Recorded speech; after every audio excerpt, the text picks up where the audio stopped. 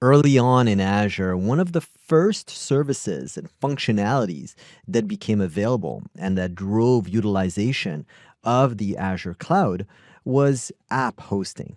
When you have a web app, you can publish your APIs to the cloud and then configure an interface for your app and provide access to users through secure mechanisms that are available in Azure.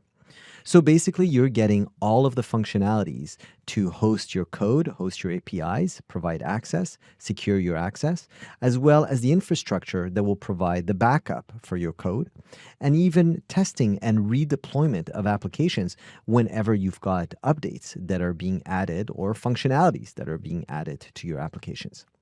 So let's take a look at how we create a web app in Azure. If I click on Create a Resource, I have here web app as one of the most popular resources in Azure, and I'm going to click on that. And of course, as usual, I'm going to pick my subscription as well as pick my resource group. Once I have those selected, I need to specify a name for my web app. Now, your web app will immediately have a name that will be available in a URL. And therefore, that URL, which is a publicly accessible URL, means that your app name must be unique. So if I just pick app1, I'm going to get a validation error letting me know that that name has already been used. So I'm going to do app1 web test app. All right.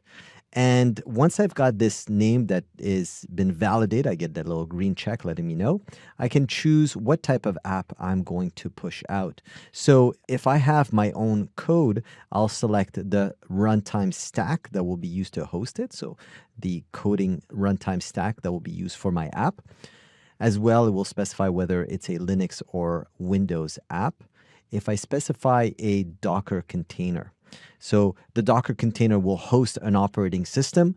That operating system will host the code. The third choice is a static web app. Now, if I click on static web app, I actually have to create some other components inside of Azure to host that static web app. So if I've got my code that already going to inject in there. So I'm going to select a traditional code app, specify the region where that will be deployed. And then I'm going to specify the app service plan. Now, the app service plan defines all the resources that will reside around the app. So the app service plan will specify the amount of memory and the CPUs and essentially the resources that you're throwing at this app, which will have a direct impact on your overall cost. So I'm going to leave the default one there, and I want to highlight that an app service plan resource will be created as well. I can specify as well the zone redundancy for my app. Now, if I go a little bit above, you'll see that there are other tabs and other configurations that I can make during the deployment. I'm not going to select those. I will manage them after I've deployed my app. So I'm going to click on Review and Create, and I'm going to allow that deployment to run through my subscription. Now that my deployment is complete, I can go ahead and manage my resource. I'm going to click on Go to Resource. And now I've entered the configuration options for my web app. So first thing I'm going to notice right away is that the app is in a running state. Again, you've heard me say this before. It means that you are paying for the resources and the utilization of this app inside of your subscription. Note that there are no connections right now to my app. Nobody's accessing my app, and therefore there's not a lot of utilization happening. However, there are dedicated resources. There are things that are happening specifically in my app right now. I can stop the app in order to make sure that those resource utilizations stop. I see again in my essential notes the location, the URL for my app that was specified, a health check if I have performed a health check on the app, as well as the service plan. Now you'll notice as well that there is an FTP that is specified for the app, and the FTP is specifically to allow you to upload a new version of the app if you need to upload new code that you've updated. So here I have the stats for my app. Once I'm going to have connections to the app, I'll see the response time, the number of requests, the amount of data that comes in and data that comes out.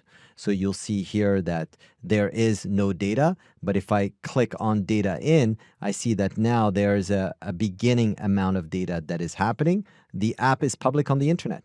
So it's possible that someone has found a new URL and is trying to hit that URL. So if I go back to my resource under the utilization logs, I see that there's actually a beginning of a connections that are happening to my app. Now there's a lot of information that I can go ahead and configure here, but I'm going to show you the most relevant configuration options for your app. So if I click under Authentication, this is where we can add an identity provider. So if you want to allow users from other identity services to be able to access your app, this is where you're going to add, for example, Facebook or Google as an identity provider. And then a user that has a Facebook account through the trusted mechanisms of Azure will be able to access and authenticate successfully to your application. So identity providers require an advanced set of configuration at the organization level, specifically here for your subscription, to allow those identity providers to be added in, and therefore for you to provide the necessary set of permissions for users that are authenticated through that identity provider.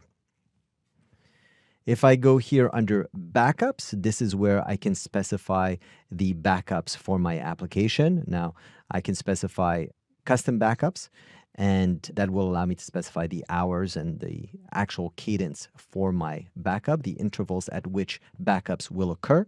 Notice that I don't have the ability to backup now because I don't have anything, I don't have any code that actually is to be backed up, only an application in Azure. As well, here I have my custom domains. If I want to specify a custom domain that will be authenticated or that will use HTTPS for connection, I can then specify a certificate for that custom domain name. For now, I am using the assigned domain, which is really the domain that was specified under the azurewebsites.net website. And that is the name of my app, .azurewebsites.net.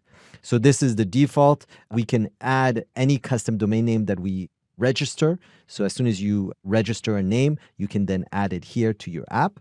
And if you have purchased a trusted certificate, you would add that trusted certificate here as well. Notice that some of the information here has been blacked out, but normally you would see an IP address as well that is attributed to this app. All of the configuration for the custom domain names and the certificates can be made through here. However, you will have to load the certificates. So under TLS SSL settings, which is the utilization of secure connection or HTTPS, as well as your certificate, is where you will be loading your certificates for your app. There is also networking configurations for your app. Now, the networking configurations is basically specifying the allowed traffic into your app and where it will be allowed from.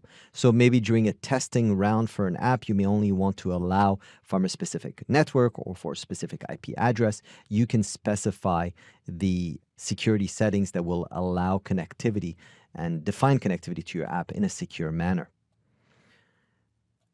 I've mentioned this before, but this is something that is relevant for an app, especially when there is code, there's something that is being accessed regularly. You may want to create a lock for your app. The lock is going to specify whether someone will have only the ability to be reading the settings of your app and not writing to it. So this can be useful where I can create a lock here, and that lock will specify that this app is now locked for read-only.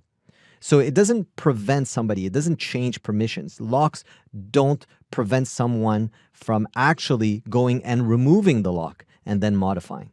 But it prevents people from inadvertently making modification to an application, a resource in Azure. In this case, it's an application, but it could be any resource in Azure. Remember, there's another type of lock, which is a delete lock, which again prevents someone from inadvertently deleting a resource, in this case, our application. There are also specific development tools that are available in the Azure Web App settings. Clone App is one of them that actually allows you to clone your app into another app. And you've probably guessed it, the purpose of that is for you to test rollouts of updates to your application. So as you're defining new code, you want to test that code. You may want to do that in a cloned version of your app. Many developers will use that. So these are the primary settings that relate to Azure Web Apps. There are others as well. Of course, if you are a developer, there are many additional things that you will want to do and want to learn about specifically developing applications for Azure.